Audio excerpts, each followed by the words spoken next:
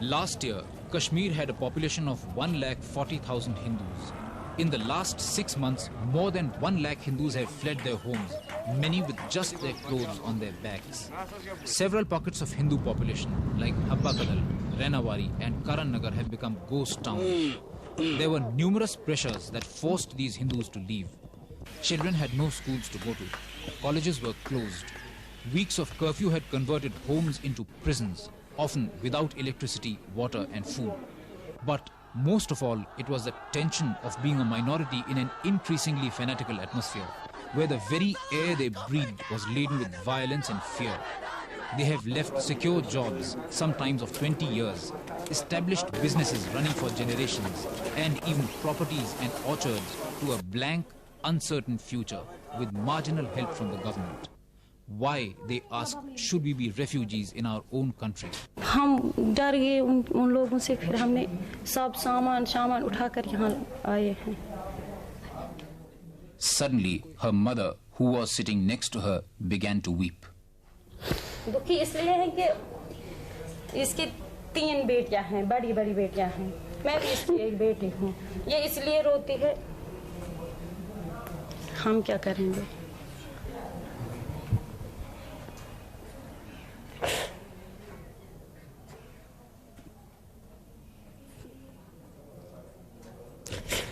Less than 3 years ago, these people led normal, average lives in Kashmir.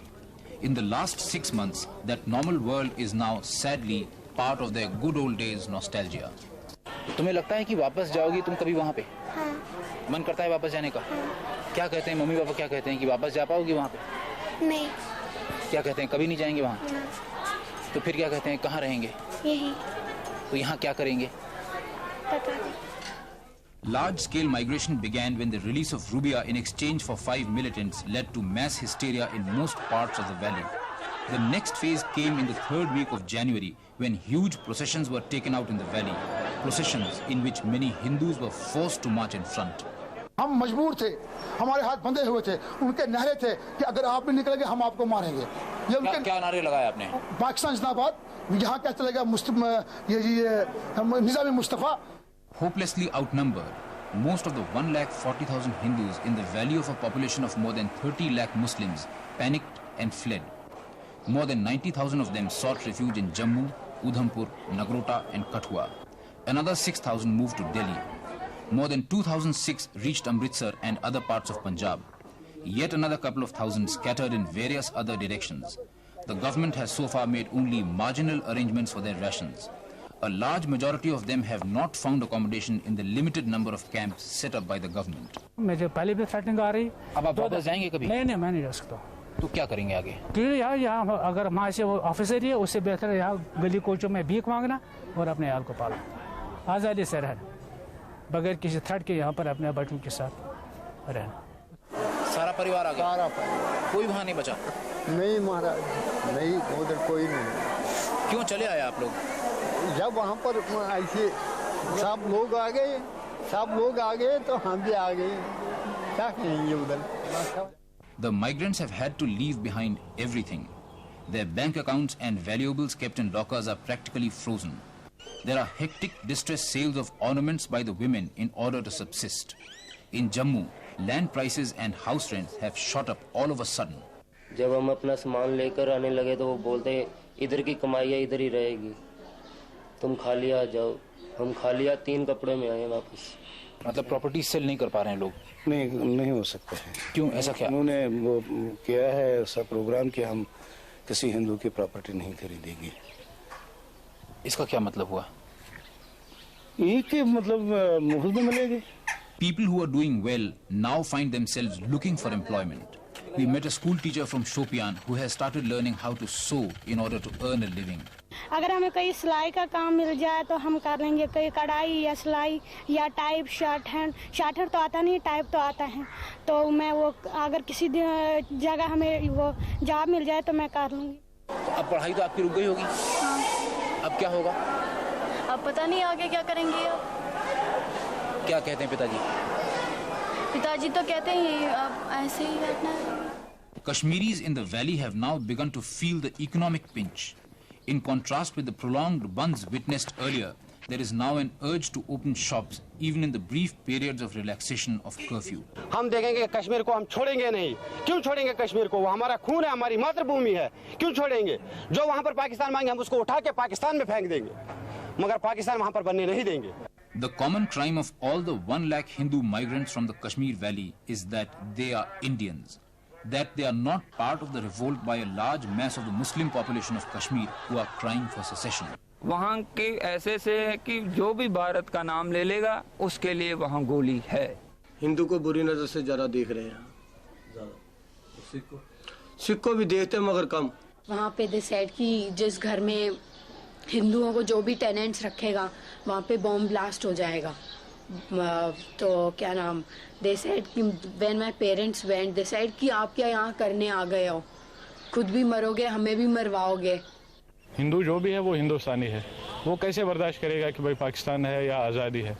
अगर आज़ादी वहाँ हो भी जाए तो वो सारे हिंदुओं को क्रैश करेंगे, जैसे पाकिस्तान में वहाँ हिंदुओं का नामो निशान ही नहीं है। बिल्कुल, हिंदू को वो अपने जान से दुश्मन समझते हैं। ये तो एक प्रोपेगेंडा है कि हम आपको कुछ नहीं करेंगे, वो है, लेकिन दरअसल जो है इन द लॉन्ग रन जो है वो या तो उनको कन्वर्शन करेंगे या तो उनको मार डालेंगे। लेकिन मुझे नहीं लग रहा कि कश्मीरी का खून इतना गंदा है, वो किसी कश्मीरी पंडित को जबरदस्ती करेंगे, ये हो ही नहीं सकता। Ironically, the Hindus did not want to leave but left. The nation did not want the exodus to happen but couldn't prevent it. And even the Muslim fundamentalists tried to stop the Hindus from vacating the valley but couldn't succeed. They wanted the Hindus to stay back because they feared the administration had tipped off the Hindus to sneak out so that a massive crackdown became possible. मैं तो जा रहा हूँ सड़क पर, कोई आएगा इतना सा बच्चा बोलता है, गाली बहन की गाली देता है, माँ की गाली देता है, उसको क्या कहेंगे? कहने के लिए उसको कोई यहाँ से रिटर्न तो आंसर नहीं दे सकते। Although there was widespread demoralization of the Hindu migrants, there were sparks of aggressive feelings too. हमसे कोई टक्कर लेगा तो हम उसको छोड़ेंगे नहीं, उससे ऐसा बदला लेंगे। क्या करेंगे? बदला लेंगे क्या? उससे बदला लेंगे जैसे आज उन्हें हमको किया है, हम उनको परसों हिंदुस्तान से ही भगा देंगे। उन्होंने हमें सिर्फ कश्मीर से भगाया, हम उन्हें सारे पूरे जहां से खत्म कर देंगे। It is true that Kashmiri Pandit girls have been special targets of verbal harassment in the valley, although stories of their frequent molestation are highly exaggerated. मुसलमानों का हिंदू लड़कियों की तरफ कैसा सलूक था? अच्छे सलूक। कोई बुरा सलूक नहीं किया? नहीं। कोई बात उन्होंने कही हो जो बुरी लगी हो? नहीं। कुछ बुजुर्ग ये कहते हैं कि लड़कियों के साथ बुरा सलूक करते हैं और ये कहते हैं कि हम लड़कियों को रख लेंगे यहाँ पे और पंडित लोग चले जाओ, लड़कियाँ छोड़ जाओ, अपनी हम पाकिस्तान बनाएंगे। नहीं। ऐसा नहीं है? नहीं। ये लोग झूठ बोल रहे हैं? हाँ। अभी तक ऐसा कोई बुरा सलूक नहीं हुआ, यानी वो लोग झूठ बोल रहे हैं? नहीं, कोई बात सच होगी, कोई बात झूठ होगी। There are reports that mullahs from other parts of the country have gone and taken positions in mosques in the valley. Islamic fundamentalism has registered a higher pitch. We went to Anantnag, which had witnessed organized communal riots in 1986, in which several places of worship were destroyed. A large number of Hindus had migrated from here then. Most of them have fled now. We talked to a Hindu surrounded by his Muslim neighbors. अगर खाली freedom होता, भाईचारा होता तो तब तो हम कहते कि ठीक है, लेकिन थोड़ा हम उससे डरते हैं कहीं अगर इस्लामिक रूल हो जाए तो हमें रिलीजियस फ्रीडम मिल जाएगी नहीं। आप भी भागेंगे क्या? अगर ऐसा हो गया कि माहौल खराब ज्यादा हो गया तो नेचुरली हमको भागना पड़ेगा।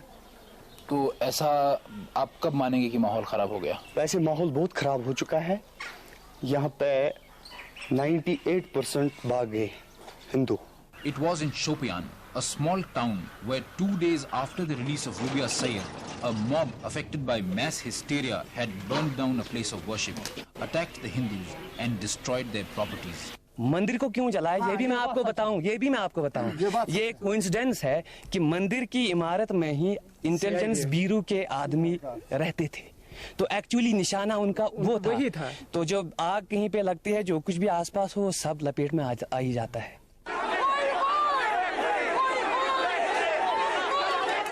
This time in Shopian, the news track team was surrounded twice by this mob, militant and ready to kill. Their suspicion was that we were members of the Shiv Sena and had gone there to spy. Only after a half-an-hour detention, interrogation and a thorough search were we allowed to proceed. We met a Kashmiri Pandit, one of the very few who had stayed back. Why did he not flee? ऐसा क्यों है? वो अगर उस वो पूरी वो जो है 100%, हाँ हमको भी वो 10% या 12% वो डर भी है, लेकिन फिर हमारा वो जो है मेरा फादर ये सोचता है कि हमने 47 में भी देखा है या बाकी चीज़ देखे हैं, जब अगर मार रहा है क्या पता है इधर भी अगर हम भगवान ने लिखा है तो हम यहाँ पर भी मार सकते हैं, अगर वहाँ लिखा होगा तो वहाँ पर, लेकिन मारना तो एक बार है. While the Indian government is gradually trying to get a grip on the Kashmir problem, Pakistan is trying its best to queer the pitch as much as possible. Addressing a massive public meeting in Muzaffarabad recently, Bhutto boasted of the passionate reception she was accorded by Kashmiris in Pakistan-occupied Kashmir. Hindustan का वजीर आजम अगर मकबूजा कश्मीर जाए तो वहाँ के अवाम उनके लिए बाहर निकलेंगे? बिल्कुल नहीं, सवाल पैदा नहीं हो सकता है कि उनके लिए निकलेंगे. मैं चैलेंज देती हूँ कि अगर वो समझते हैं कि अवाम प्लेबसाइट नहीं चाहते तो फिर जा करके देख ले, वो जगमोहन का जगमोहो हदन हो जाएगा. Benazir Bhutto, as you know, has been training her guns against me personally. She had been shouting from the housetops and get out Jagmohan, somehow or the other. This was precisely because the game plan which she had worked out, it fizzled. And these forces understood that I was the main stumbling block in their plan. Acutely aware of India's overwhelming military superiority over Pakistan, Bhutto has missed no opportunity to add fuel to the fire. अगर Vietnam के अंदर एक छोटा सा मुल्क बड़े super power के साथ मुकाबला कर सकता था, और अगर चाइना के अंदर लॉन्ग मार्च के बाद चाइना के अवाम आजादी हासिल कर सकते थे, अगर अफगानिस्तान के अंदर अफगानिस्तान के अवाम एक सुपर पावर का मुकाबला कर सकते हैं, तो आप कोई सुपर वुपर पावर नहीं है कि कश्मीर के अवाम के साथ मुकाबला करके अपना हक लाने. Bhutto's haranguing tirades and wild promises on Pakistan television, also seen on the Indian side, have done enough to whip up mass hysteria. Kashmir के बहादुर अवाम मौत से नहीं डरते हैं क्योंकि वो मुसलमान हैं. कश्मीरियों के रगों में मुजाहिद और गाजियों का खून है. कश्मीर के अवाम के रगों में मुजाहिदों का खून है, क्योंकि कश्मीर के अवाम वारिस है रसूल पाक सल्लल्लाहु अलैहि वसल्लम के वारिस है. वो वारिस है तो हजरत अली और हजरत उमर के वारिस है, और कश्मीर के बहादुर खवातीन वारिस है तो बीबी खदीजा, बीबी आयशा और बीबी फातिमा के वारिस है.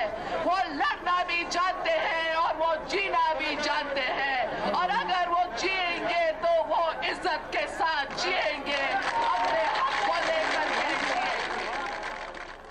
As the death toll rose in the province of Sindh, Bhutto exposed her own weakness by calling the Pakistani army to crush the agitation in Sindh. Pakistan का रोल हमारे लिए ठीक नहीं है. कैसे?